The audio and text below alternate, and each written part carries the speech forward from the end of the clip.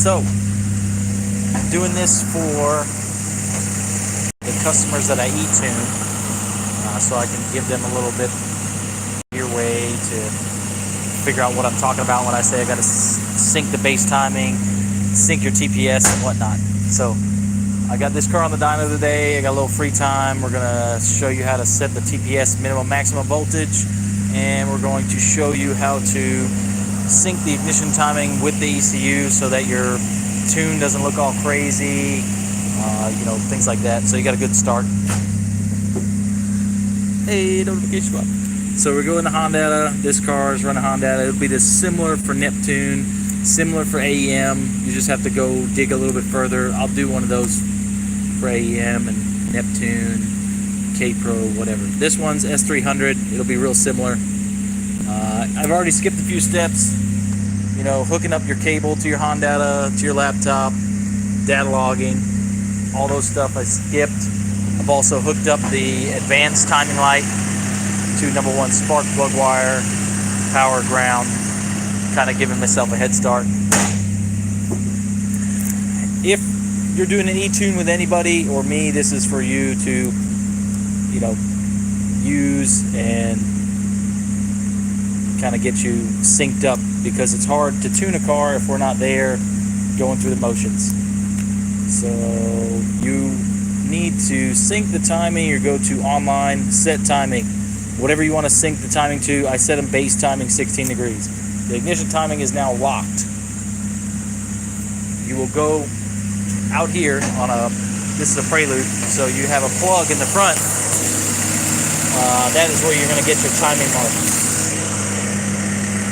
You hook up the RPM lead to the number one wire, power, ground, and you can see there's you might not be able to see. Let me see if I can get it there.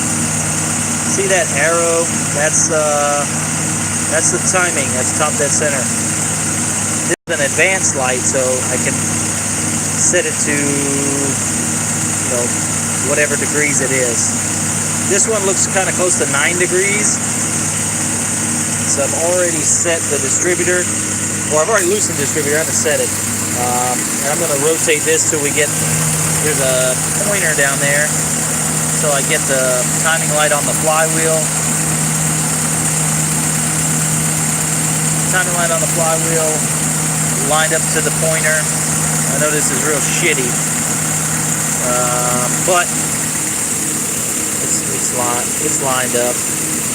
You can see it move, see it on the top, and then we get to 16 degrees on our timing light, and then you lock down the distributor, and the base timing is then set. This one's a little bit more pain in the ass because of the 8 series, and if they don't have the stock flywheel, you're not going to get the ignition timing set off the normal, like a B series has it on timing cover, D series has it on timing cover, all that stuff. So you won't get that with this motor, but you will. It's a little easier on B series and D series.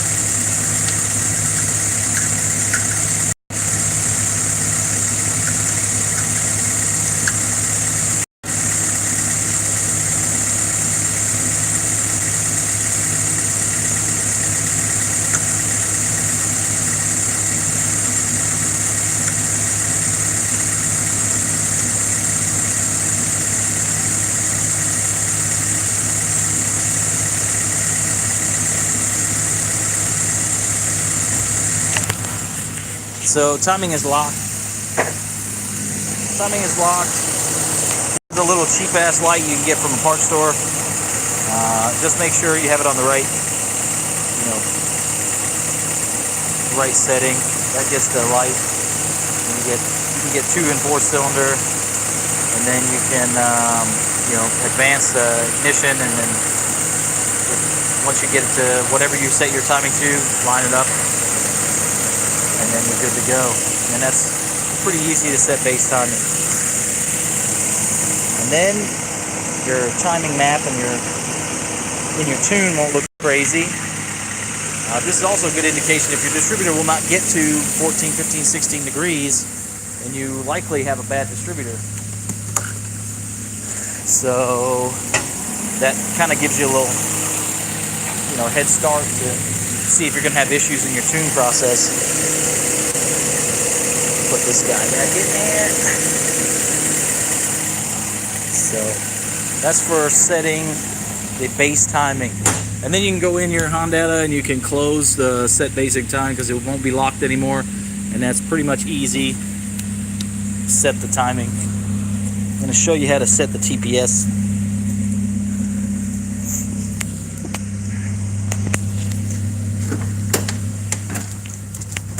So when you want to do the car off, put the key on.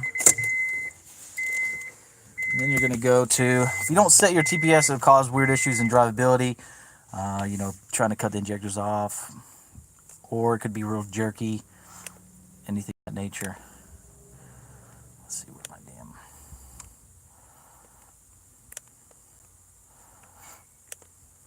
So you're going to go to parameters, and this is S300. K-Pro is real similar to this. It's going to be under parameters as well.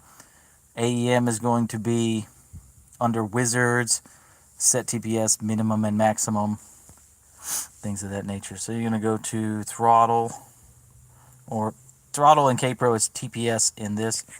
It's going to be right here. And then you need to be data logging, so you're going to hit the lightning bolt.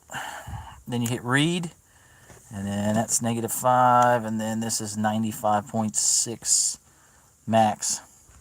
That saves you a lot of trouble from having to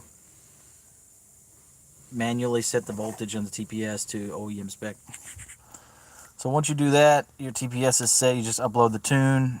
Whoever sends you, somebody's going to send you a base map, but these are all not going to be done. So you got to do these yourself, re-upload it, and then you're good to go. And then from there, another tip, if you get these -5 reading, hold on. If you get the reading right here in minimum, -5 like that, and then say 60 in maximum, usually you got a bad TPS. Or it's not in the little slot, anything of that nature.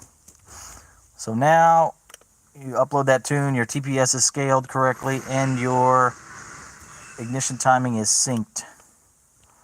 And then you can start tuning the vehicle, or you can start sending logs back and forth, and then you got a good base to start with, whatever your tuner is, or whoever your tuner is, whatever your tuner wants, whatever you need, and then this helps you get a good base. Otherwise, your ignition table, if you have your base timing at 8 degrees, would look crazy because you'd have 8 degrees more ignition timing in the actual map.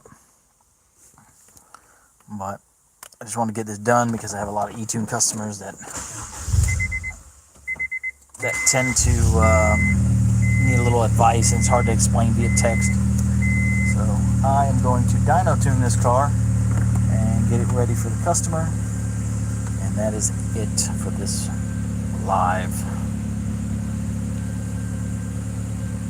so that we can finish this guy up. That's it, simple as that. Set ignition timing and set your TPS minimum maximum voltage.